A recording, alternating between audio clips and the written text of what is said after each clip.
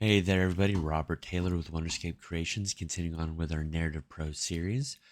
Just a few more things that we have to hit before we can jump into NPCs, and one of those things is the player state. So let's go ahead and take a look at it because there's a lot of important information there. So if we come to our game mode, again, you can find that by going into your project settings um, and maps and modes. Right here, default game mode, you can search for it and it'll bring it up for you and you can open it up. In your um, your game mode here, you come to the player state class. Again, search for that and open it up. And I have mine open right here.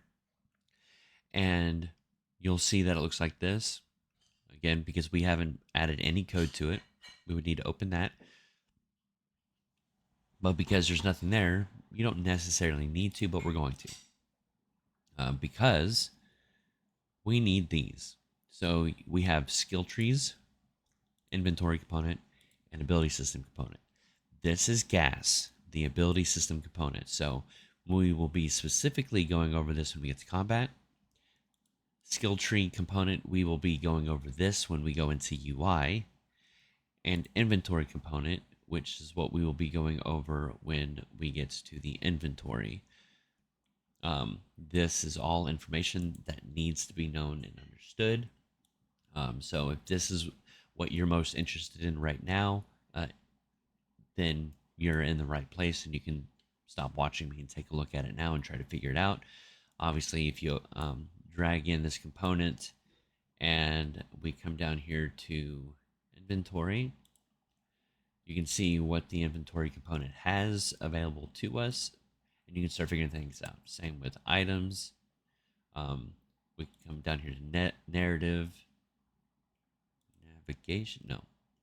But yeah, then you have variables, tags, vendor settings. So there's plenty that you can get through that component. Um, but that is not why we are taking a look here. So if we open up this player state, as you can see right now, we don't have a faction. Now, technically we do have a faction. I think this is no longer needed, which is why it's empty, because that's set in the player definition. But that's something to keep in mind. Attributes to save. Uh, this is for. Uh, this comes from the ability system component, but it's needed for saving in the very complex saving system that Narrative Pro comes with, which is certainly something we will definitely talk about very, very soon. Now, again, we need to click on this pen mark right here so we can open up and see what they have in here for us. And there's not much. It's just to open up the window on begin looting. So whenever we start looting something, this window pops up.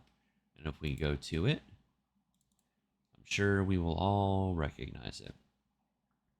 So that is where the looting is for those that need it. Not sure why it moved things around, but anyways, that, ladies and gentlemen, is the short and long of the narrative player state. Please make sure you take a look in here. This does get quite complex. You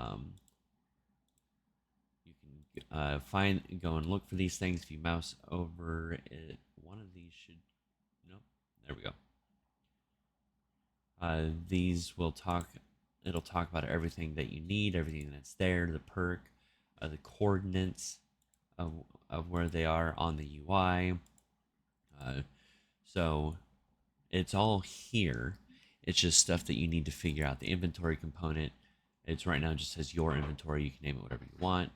Here's where you put the weight capacity, um, maximum number of items. The inventory got you. That threw me off for a second. Um, so make sure you take a look at all this. This is unique to Narrative Pro. the attack priority and the number attack tokens, and the attributes to save. So there's a lot that's been added on, and I'm really excited to go through it with you guys.